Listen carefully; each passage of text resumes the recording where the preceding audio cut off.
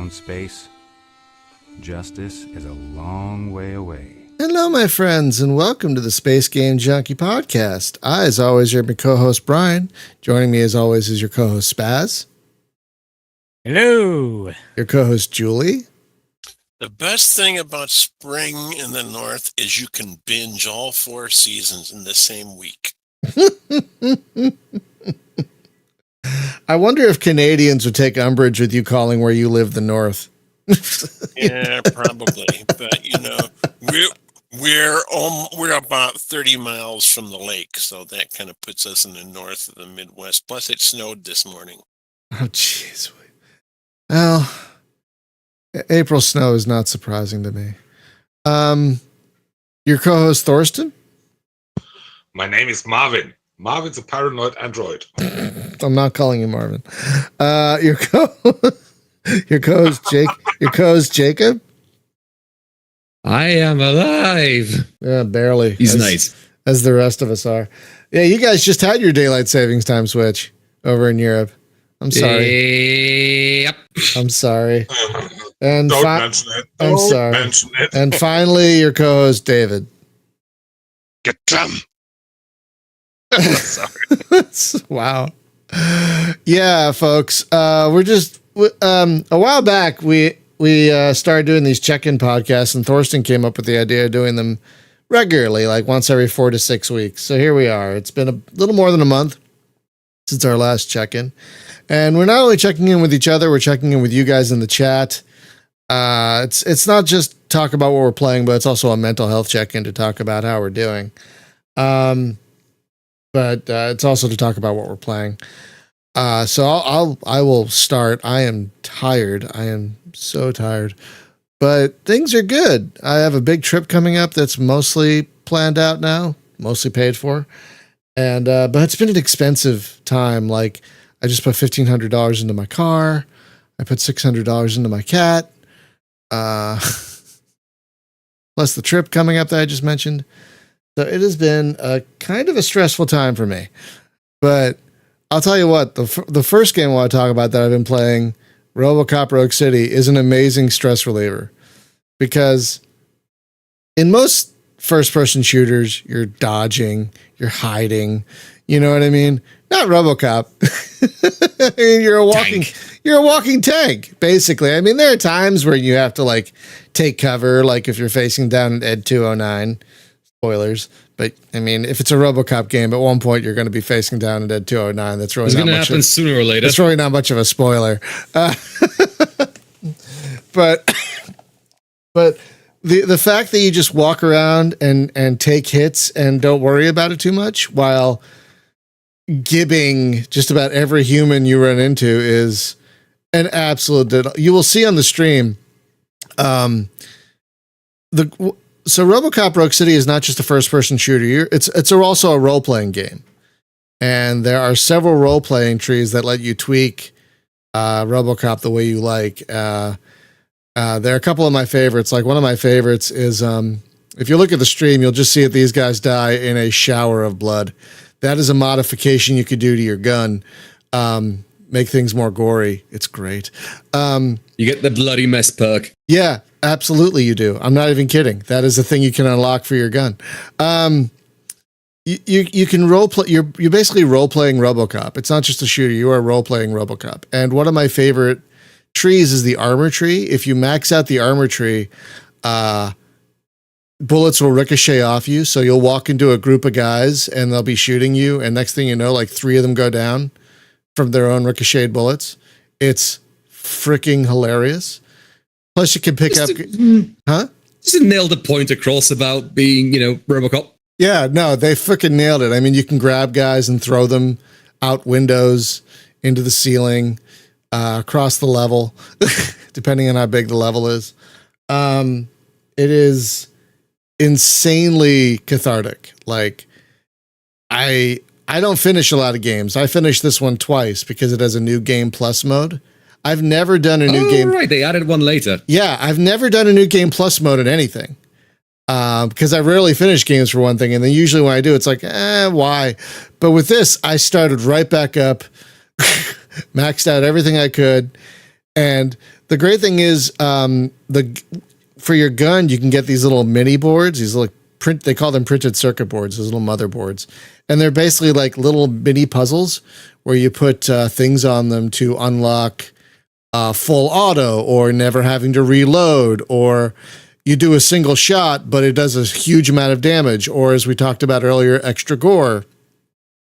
And so when I was able to unlock full auto, never needed to reload, extra gore, plus up the damage and piercing of the gun, I didn't use anything else.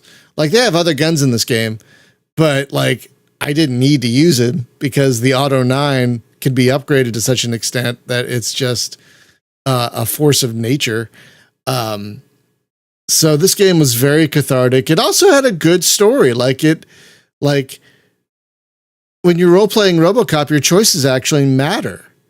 Because you meet several characters in the game, and the way you treat them during the game can affect how the game ends. There are multiple endings. And you can also deal with the public in different ways. Like someone could you can give someone a ticket or give them a warning, and that'll affect your public trust score, for example. You can also punch guys. I forgot about that. You can totally punch guys. That is very good. You can punch guys into a bloody pulp. It is great. And, it's just so I played a little tiny bit this morning from the first level just to record for the stream. And now I'm like, do I want to play it again from the beginning? I think I kind of do. It's just so cathartic. And these guys, Teon, you could tell they love RoboCop because they got so much right.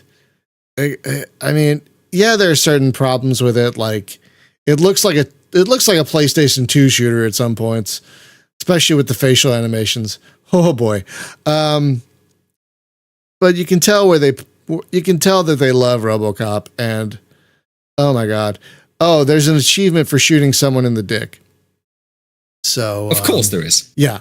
So you can tell these people absolutely love RoboCop. It is I don't know if you guys are watching the stream, but like you just see the guys just disintegrate in a shower of blood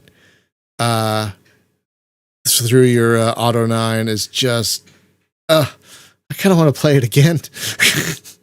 I think unless Taxi Not comes out this year, this is probably going to be my game of the year. I don't know if anything's going to beat it for me. Like I just loved this game so much. It just did everything right for a RoboCop game for me.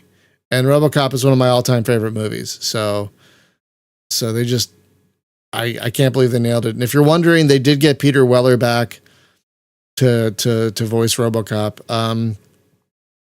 Not all the other voice actors are that great. Like they didn't get Nancy Allen back to play Lewis, for example, which is a shame. So yeah, having Peter Weller as RoboCop kind of makes up for the the voice actor they got for the old man. And he never gets a name. He's just always the old man, which I think is true to the movie. Is just doesn't sound like the actor at all. But you're like, these guys aren't AAA. It's fine. I can forgive a lot because you could tell the love they put into this freaking thing. So once I finished that, I needed something else to play, and I bounced around to several things, and I started playing this thing called Bulwark. Have you guys heard of this? It's a city builder that's in a few years ago, a game came out called The Falconeer, which is a falcon flying adventure game based in this kind of shattered world called the Ursi. And really fun game. I never finished that one, but Bulwark is it's in the same universe. It's in the same universe, but I'm trying to think. It's not entirely a city builder. It's kind of a city builder. Like someone apparently called it a twin stick city builder. And that's not... You're gonna have to elaborate. Yeah. So you're not placing districts and you're not worrying. So like the game abstracts a lot. So you don't have to worry a lot about I mean, you have to worry about resources, but once you set things up, you don't have to worry about them, and you can focus on building, you can focus on upgrading, but you also have a surveyor ship that you fly around the world in to find other settlements and make treaties and find other ship captains to sail your trade routes. So it's a city builder, but it's also like it's also kind of grand strategy because you're flying around making treaties and you're building things on resources and you're connecting those resources together. But it's also very relaxing. Like the developer comes on when you first start playing and he's like, don't worry about winning or losing. Don't worry about doing things right. There really is no lose state. Just have a good time. And I tried to take that to heart, and I've been having a really good time with it. I mean, the building is very free flowing. You basically build towers and you build bridges and you connect things together, but you don't have to build like housing districts or business districts, because once you build the connections to things, you'll see buildings start popping up around those connections where people build them themselves. And it's you build roads. Basically, you build roads, you build bridges, you build towers, you build citadels and things. And those are kind of like unlockables. Like once you unlock a certain commander, for example, and you build a citadel for them, they give you a new class of surveyor ship, which has a little more firepower.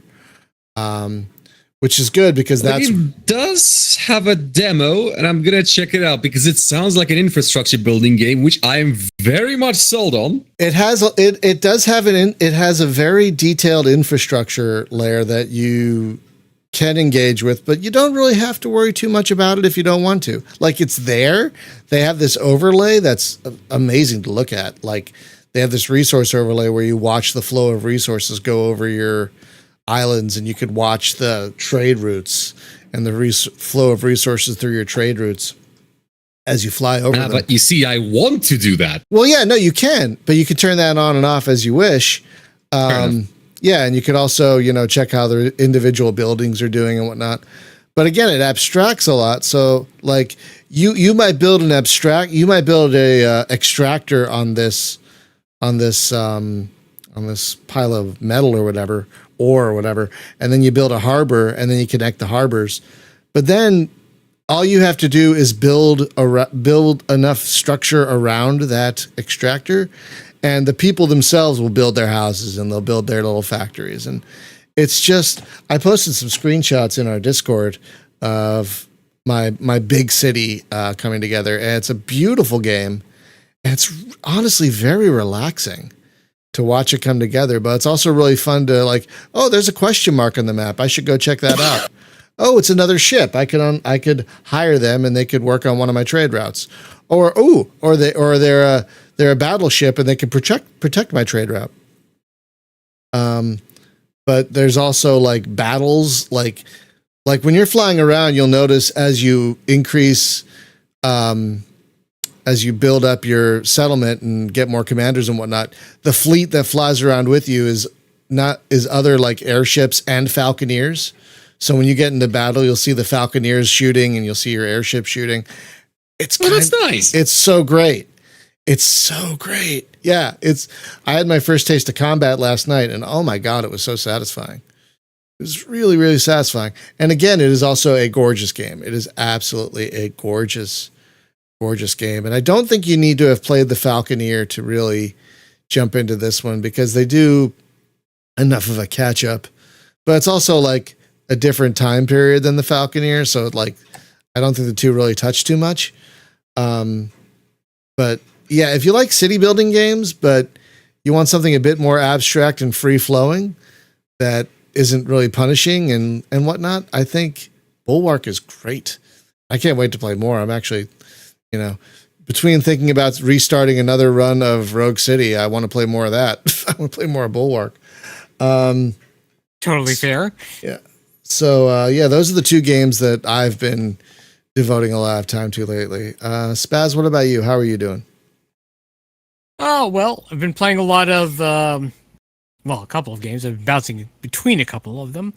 Outpost Infinity Siege, which just released recently. It's really good. At least in my opinion. I'm having a lot of fun with it.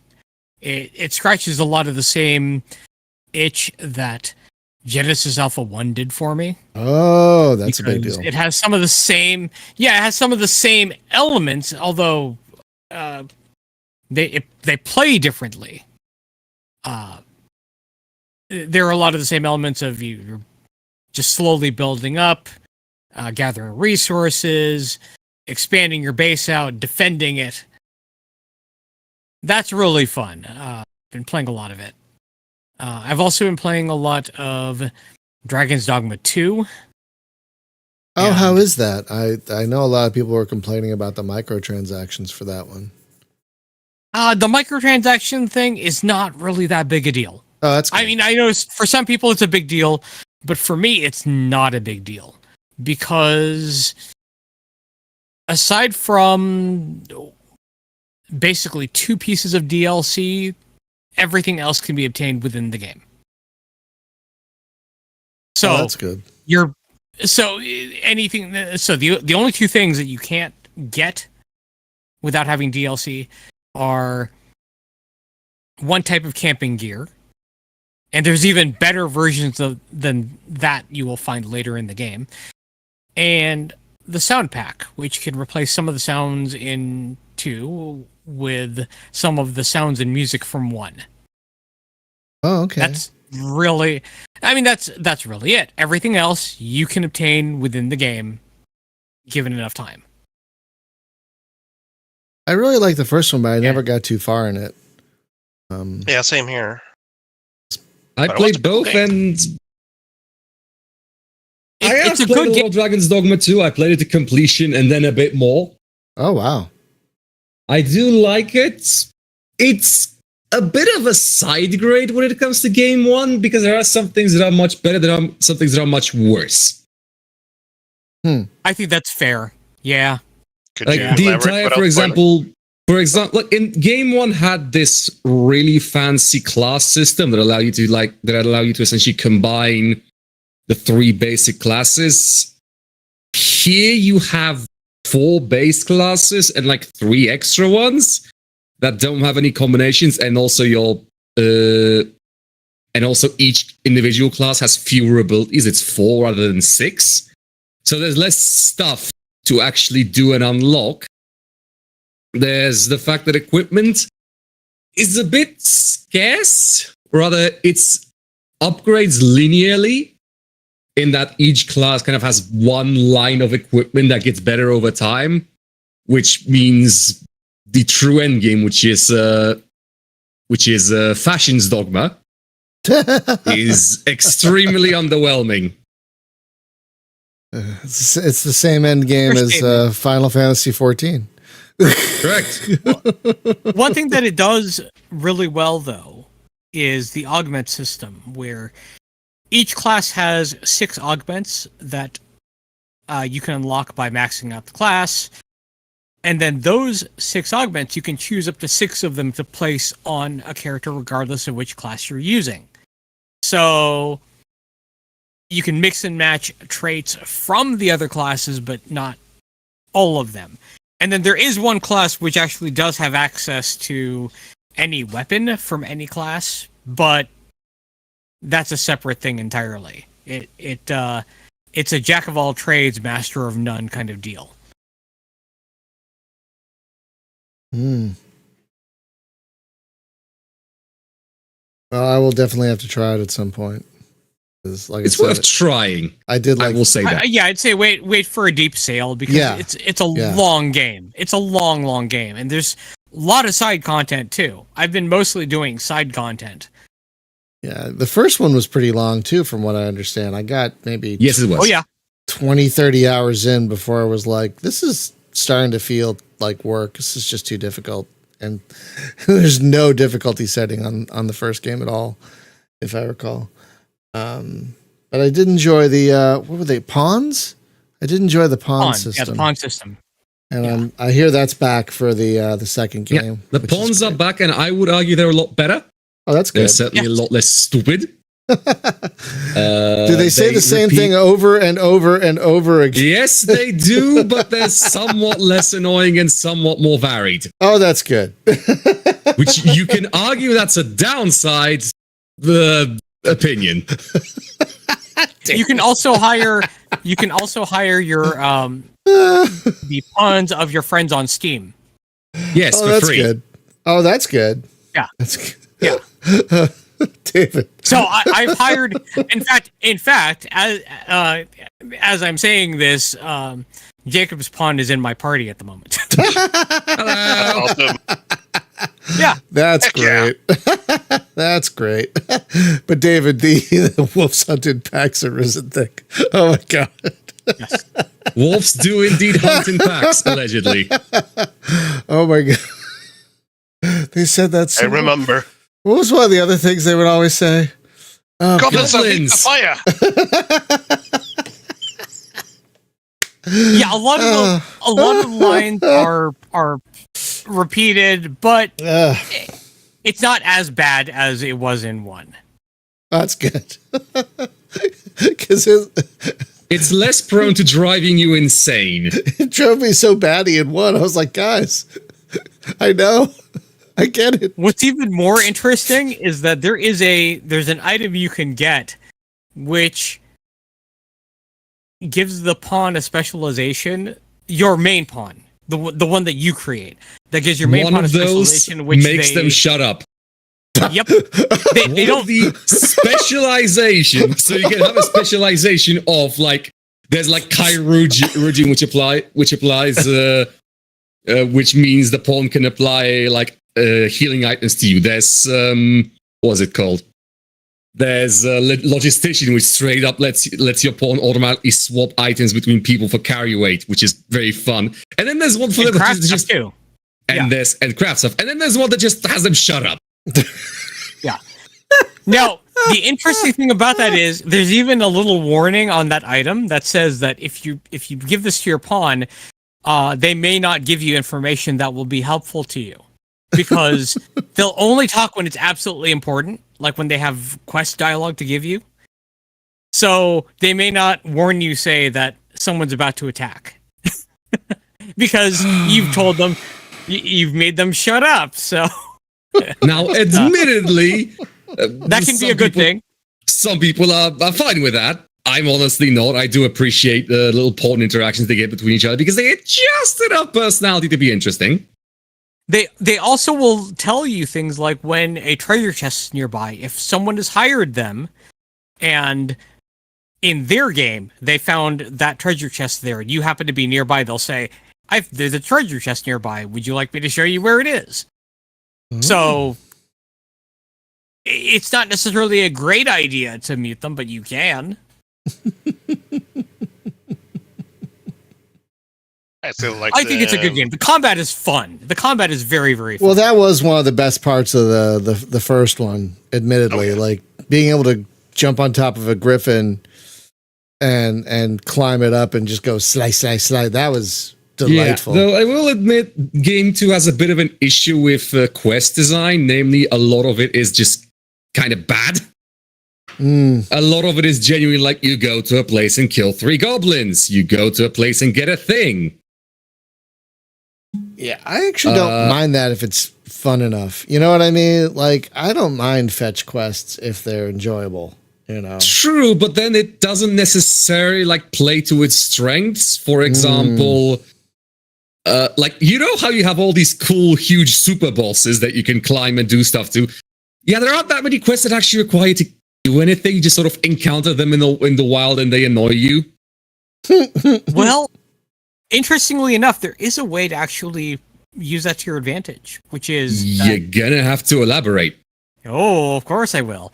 There are pawn quests that people will set to say, give you 10,000 gold if you kill an ogre or a cyclops. So, you hire those pawns, and then you kill that boss, you get 10,000 gold. Yeah, you can in fact give out pawn quests to other people when they hire your pawn, and if they do a quest, your pawn gets a badge, or eventually works their way up to a badge. And they get a reward, which is usually gold or an item. Also, you can just send. Also, when you send away a pawn from another player, you can just give them an item in return. It can be anything from actually genuine useful items to fake items that are counterfeit, to random bushes you found in the field. Yeah, there is a counterfeiting mechanic that is used in exactly one quest. What? That you can use in exactly one side quest. But it also lets you essentially create a fake copy of any item in the game, and you can then send that copy to other people with their pawns for them to presumably be very annoyed when it doesn't work. Oh, gee. What? It is extremely fun. It requires more explanation than that, but it's a little bit too much for this podcast at the moment. I will say though that when you set up a pawn quest and you set it up for 10,000, you could have 5, 10, 20 people hire your pawn, and you're not paying 10,000 to each of them. You're paying 10,000 once. Oh. So you can make loads of money. Yeah. So you if you know where to hunt them, and you're hiring 2 pawns that each have the quest, you take them on, take out the boss monster, hire 2 new pawns, and do it again, and you can make 20,000 each time you do this if you have the right pawns that are hired. So that is the way to actually game that system, so to speak. Sounds very complex in a fun way. It can be. Well, that's good. In a fun way. Yeah. That's good. All right. Is that all you got, Spaz? The only other game I've been playing lately is Deep Rock Galactic Survivor. Oh, How is that? Because it's very good. it's so good. It's very good. I shelved it waiting for 1.0, but like if you like Vampire Survivors and or Deep Rock Galactic, yeah, you will like it. They nailed it. They absolutely nailed it. I didn't think they wouldn't, but like they nailed it. Well, it's not the Fair same enough. team that made Deep Rock Galactic. Right, that's what I was saying. That's what I was a little worried. Yeah. That's what I was a little like, oh, it's different people. Okay, this could be great or terrible, and it's great. So yeah, it's really fantastic. 100% suggested. If you like Deep Rock Galactic at all, it's definitely worth having. 100%. That's a really good one. That's a really, really good one. Julie, how are you doing? Well, you may have put $1,500 into your car. I just put $1,500 to $2,000 into my mouth. Oh, And, no. I've been there. I've been It's there. got a second great big hunk of 14 karat alloy gold. I asked her what the other alloy is. She said I didn't know. As long as it's not plutonium, but find out for me, would you? It's probably not radioactive. Was it? What is it? A filling, or if you don't mind me asking? Oh, No, it's a gold tooth. And the thing is, a lot of people say, "Oh, gold, it's soft." I said, "No, it's not, because it's 52% 14 karat gold, and the alloy that it is makes it last much longer than anything else." I've had another gold tooth in my head for over 30 years, and the only reason I don't still have that dentist is he joined the Navy. Unfortunate. But other than that, I did get back this last week the first draft of the copy of my book cover for my book. That was exciting. It's not the final copy that's going to go out, and I'd link it in the stream, but it's not copyrighted yet, and it's not my work. So until it's been copyrighted and the artist says, yeah, okay. So, and several people it's got to pass through several hands yet. More than halfway done with the copy that goes to the editor. So when I started down this path, I had no idea that getting a book published was so much work, and excuse me, oddly enough, editing it is a lot more work than writing it was. Yeah, that's not surprising. That is entirely unsurprising. I have seen what happens when an author goes from not having an editor to having an editor. It's a massive change. Well, I had an editors plural to start out with, and the person who now describes herself as my mentor, who also owns a publishing company.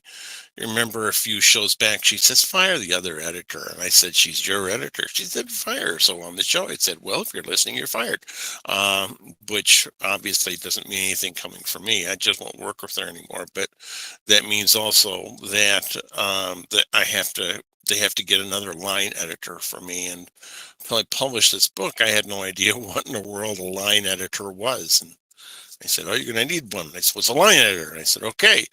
But the last time I'm working with the same editor that I did when they accepted a short story of mine for an anthology that hasn't hit the shelves yet. It's called Human Horizons. And so originally it was only going to be for authors from the UAE, but I kind of looked, I said, "Come on, I really want to be included in this." It's going to be published in America, it's my understanding. But so I did one about assimilation of humans, and by humans, of alien races. They say, "Well, why should we shoot at you when, give it a few generations and there won't be much difference between you and us, between the fact that you hop and skin color." And other than that, I have plugged Balatro into my medulla oblongata. Because it is so good. I see enough people saw it, and at first I said, "Okay, well, I used to play poker on a regular basis with a bunch of people in high school, and then we all went on to other things." And so, but then I read about the one guy who did this game, and he said, "No, I don't know how to play poker," which was interesting. It's based on some Cantonese card game.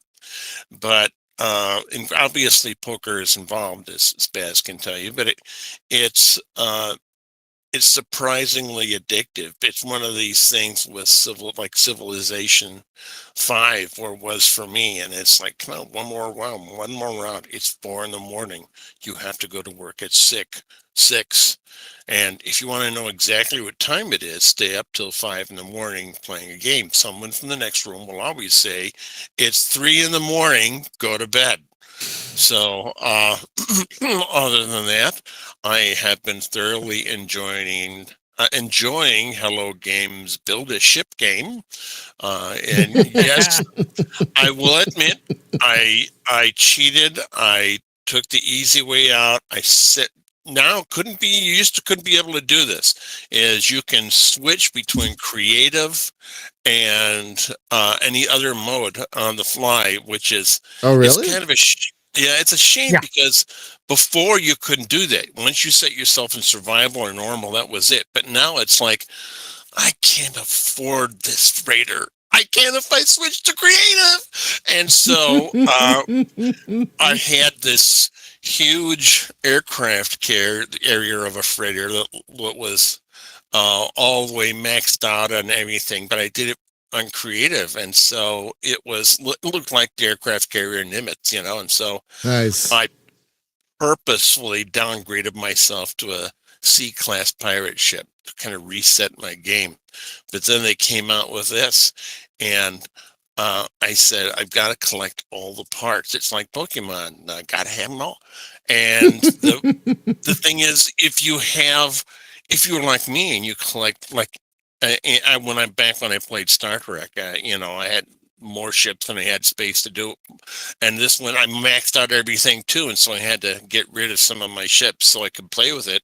And I said, "Wow," and I thought was interesting that it's not just a cosmetic thing when you build these ships. Depending on what parts you use, the ship will have different characteristics and will have different slots where it kind of accelerates whatever you put in there. So I can do a freighter, for example, and I can switch the hull, and it will have different overall characteristics. Switch the wings out, and it's fun. And I guess already somebody has built a ship that looks like a pair of boobs. That was inevitable. Yes, it is. I've seen it on Facebook.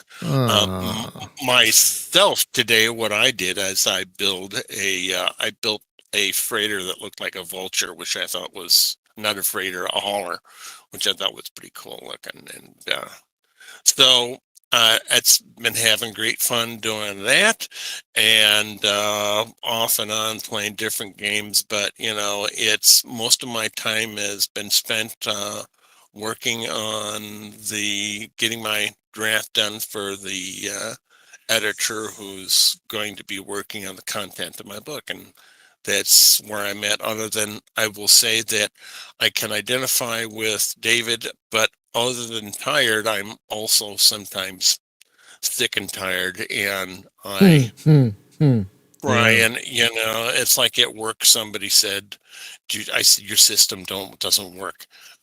And she said, well, what did you do this, and this? And I said, I've already talked to the person who programmed the system. And so there's something in the military expression that says, don't go over the LT's head. And I'm the LT. And on my lunch hour, I get a call from my boss. And I tried to say it with sarcasm and humor, but it was things like, did you try and reboot the program? Why didn't I think of that? Did you try and reboot the computer? Wow, a marvel of engineering. Yes, and then we went through each system, and I said, I did everything that you're doing, and it's not going to work. And it's, wow, it doesn't work. So how about that? So better to be tired than sick and tired. So that's fair. And I won't get into politics, but I will just say my publisher is, well, she was born in America. She lives in the UAE, so you can imagine. So that's it for me. That's my update. All right, Jacob, we're gonna go to you next since you have a hard gotta go thing. Why don't 20 minutes? Yeah, why don't we skip to you, if you don't mind, Thorsten and David? Since it's okay for me. No problem. Okay. Time. So, Jacob, how you doing, and what are you playing? Oh, I'm doing serviceably. University is continuing slowly, doing better than expected. As for what I've been playing a lot less stuff. I have been playing I have gotten back into MechWarrior Online, which I find very good. Well, it's gotten better. You can argue whether or not it's great. I enjoy it.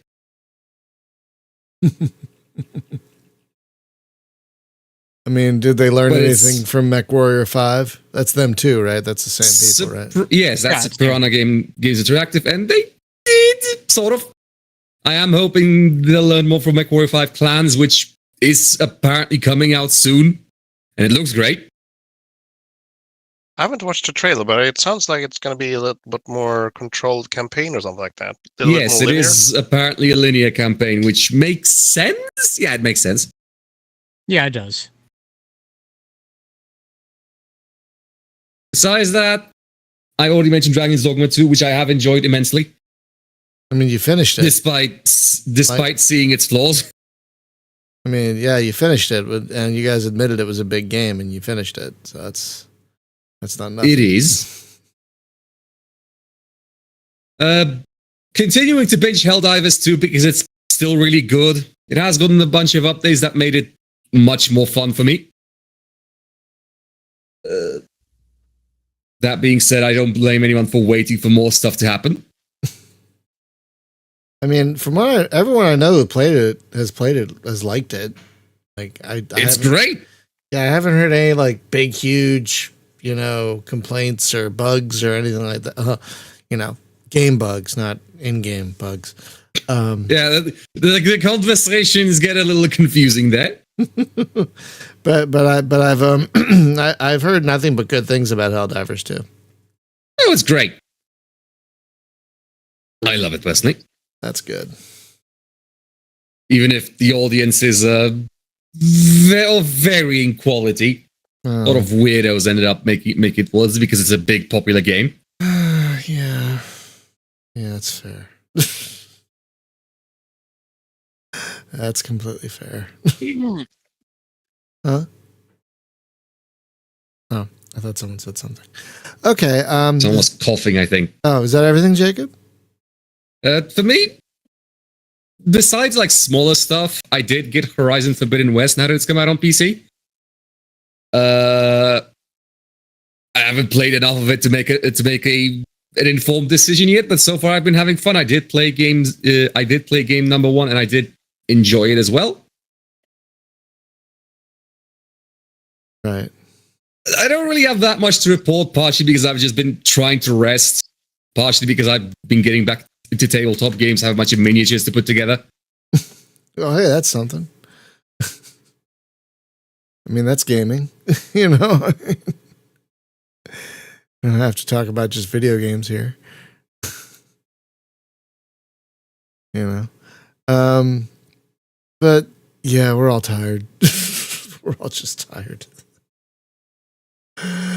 All right. So if you're done, you can like go whenever you need to go now. So that's great. Thank you. Yeah, I'm gonna eject out a bit early because I have stuff to do. But it was nice. I'm glad to have shown up. Yeah, Good no, glad you showed up. Get your stuff done. We'll see you. We'll see you later. Yeah.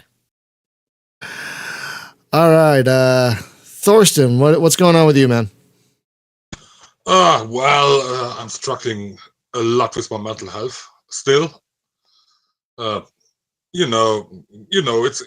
a continuing struggle, and I try to cope with it. At least I tried. That's also the reason I didn't play much over the past 4 weeks. I played mostly Pioneer Space Game, which I did link in the chat, and it's basically the game I've played most in over the past few weeks. I like it. I really like it.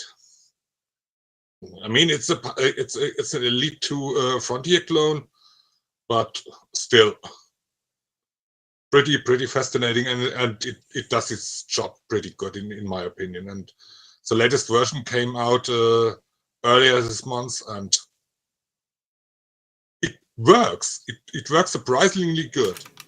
And the other game I've played lately is my good old friend Deep Sky Derelicts, something you didn't like, Brian, but it's one of my favorite games. It's pretty. How should I put it? I don't even. It's my comfort game. I barely even remember this. Like, it says I have about half an hour played, and I'm like, I don't remember that. I remember. Yeah, go ahead. No, I was just saying, it says I have about half an hour played, and I'm like, I don't remember this at all. I'm sorry, I don't remember this at all. I remember you tried to stream it, but I mean, there are horror elements in the game, and you didn't like it. It's also a tactical card battler, and it's not something you like. Yeah, I mean, I think it feels so far. It feels like the only card game I really can get into besides was that Cobalt Core? That was great. It's probably Balatro. Yeah, I mean that's obvious because Balatro is a good game. Yeah. Oh god, so good. I've seen that during your stream, and it's really great. Yeah, I double dipped on it on the Switch. That's how much I like it. I bought it on both Steam and the Switch. Totally worth it. 100%. It's so good. I'm not good at it, but it's so good. It's great for like, I want to play something for 5 minutes. I could play this, and feel satisfied. Yeah, Balatro is great. But yeah, I don't remember this game. I'm sorry, I don't remember this Deep Sky game at all. Oh, no. I do. I played a lot of it. Yeah, me either. But if you don't, I just recall that you don't like it, and that's pretty okay. And the third game I was playing lately, again a lot, was Sid Meier's Alpha Centauri. Obviously. I mean, there was so much talk on the server that I just had to get back into it. I got I got the strategy guide like you suggested, and I just recently started reading it a little bit, and it looks like it's going to be a great read. Yeah, it's pretty interesting, isn't it? Yeah, it looks like it's going to be a really good read. I'm very excited about that. But yeah. Now that Alpha Centauri is both on Steam and GOG, folks, you got to get Alpha Centauri. It really, 25 years later, it is still one of the best games of its type. Seriously, like there have been some games that have tried to do this kind of game. Like Pandora was a good one. That was a good Alpha Centauri clone, and then you had Sid Meier's Beyond Earth, which apparently wasn't very good. But yeah, Alpha Centauri is, even this many years later, is still absolutely terrific. Absolutely terrific. Besides the user interface. Well, I mean, outdated. it's 25 years. It's 25 years old, guys. Yeah. Oh my god, it's 25 years old. It's okay. It's 25 years old. It's all right. Oh my god. Oh, we're old. Yeah, it's such a good game. It's such a good game. Mozgrom, if you're looking for a new game to play, can I recommend RoboCop Rogue City? It is a terrific and cathartic experience that I think anyone who's even seen RoboCop once can enjoy. I'm going to be a walking billboard for that game for a while. Oh my god. So was that everything, Thorsten? Yeah, that was everything for me. Great. David, why don't you wrap us up? All right, I'm gonna just throw these two quick ones out here. First of all, one of the games that Spaz has been recommending me here, which is gonna be Survivor Mercs. I'm just gonna throw it here in passing here. Oh, it's fun. And yeah, it's hard, but it's fun. It's hard. Holy crap, it's hard. I was not expecting it, Spaz. Oh, the game's not holding back any punches. Holy crap! I was thinking like, yeah, it's gonna be a Survivor's like with you recruiting an army and stuff. And yeah, it is that, but.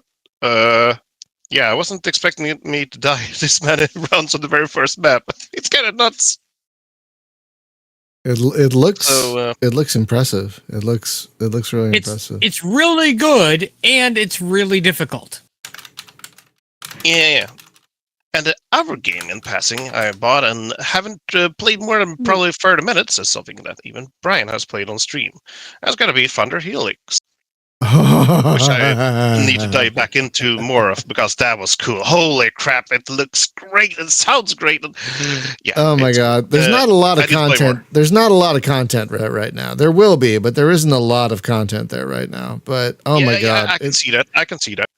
Friends, if you don't know what Thunder Helix is, the developer basically made LHX Attack Chopper and Desert Strike have a baby. And that's what this game is. Oh my god, it's so. Oh my god, when you pick up the little guys in yellow, and they go yeah, and the camels explode, and you have a winch that you could pick up. I didn't know this. I saw it on someone else's video. You could pick up like trucks and things and hurl them into the ocean. I didn't know you could do that, but apparently that's a thing you can do. Amazing. Yeah, Thunder Helix is so good. Oh my god, I can't wait to see, how David's gonna flesh that. The other David, the David who's the developer, yeah, who's also David. I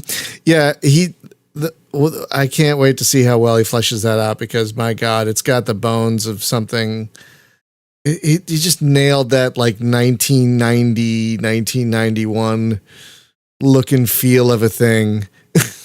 Holy crap. And it's kind of easy to get into. Like, you don't have any vortex ring states to mess about with. We can't pitch too much or anything. You have like this pitch limit and stuff, and I'm fine with it. I'm completely fine with it. Easy to play with a gamepad. Oh yeah. That's what I played when I played the game recently. I need to charge my controller though. Yeah, it's easy to play with a gamepad, easy to play with an actual joystick. Keep your eyes on this one. That's what I gotta say. Like when you first load it up, you get an old style Micropro style welcome screen to set up your graphics and your joystick. It's like, oh my god, David gets it. Yep, he absolutely gets it. And you love that when you play a game from a developer who gets it. Like, oh my god, it's so Thunder Helix. I can't wait. Like the campaign missions are going to be fixed, but there's also going to have missions with random elements to add replayability, which is great. Can't wait. Oh my god. So yeah, I'm looking forward to more progress there, David. Keep on coming. Yeah, I want more helicopters. Give me more helicopters. Yeah, I love that the Huey class in the game is named Lewis. That just absolutely slays me. Like, oh yeah, it's a really. You wouldn't think of a flight simulator as funny, you guys. It's a very 80s funny. reference. It's such an 80s reference, but it works. And yeah, you wouldn't think of you normally think of flight simulators as funny. This one is so funny. It's so funny. Oh my god. I love Thunder Helix. All right. And as I wrote there in our planning room before, yes, I have returned to something. I never thought I would return to Warframe, but I did. Oh. I don't know what I should say. I feel like a big hypocrite or something like that. But why? Someone asked me, "Oh, I'm new to this game, David. Can you help me get started with this game?" And I'm like, "Oh no, no. We're not. Well, I guess I can watch you screen sharing the game." Is that like someone? Is that like someone saying, "David, I'm new to cocaine. Could you help me learn how to cocaine?" Is that what someone says? That basically? Yeah, it felt kind of like that, I suppose. So just a reminder. Before I started playing again, I had about 2,300 hours on Steam playing with the game. So moly! I was slightly burned out before, and then someone comes here and say, "Hey, I'm new to the game. Can you show me how things work?" And I'm suddenly a freaking teacher inside the game or something like that. And then someone else of their friends comes in, like, "Oh, I'm new to the game as well. Can you show me?" I'm like, "Oh no. It's going out of control. It's going out of control." So yeah, I'm back into Warframe, and there's been lots of changes for me, who is a veteran of the old game. It's hard to believe it's actually 11 years now, but holy crap! Keep on 11 going, years. 11 years. Yeah, I mean, I know you're right, but I never thought of this. Oh my god, 11 years. So there has been a lot of things for me myself to relearn and understand how the game works, and we had one of those story updates last year that came out that I was waiting for before I got completely burnt out, and I played through it. It's good. It's pretty good. So yeah, it's hard to just explain Warframe to a random person who hasn't played it, but it's a very grindy game.